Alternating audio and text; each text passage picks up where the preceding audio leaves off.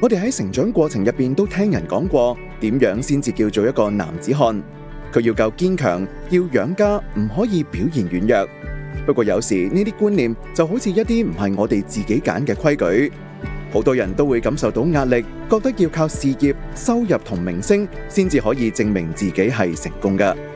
但其實真正嘅成就唔係用升職或者人工嚟到衡量，而係睇我哋點樣成長同點樣關心身邊嘅人。喺今日嘅社會，大家都期望男人要撐起一切，要冷靜，要勤力，仲要永遠唔可以表現脆弱。不過每個人都會感受到壓力，就算係最堅強嘅人都會一樣。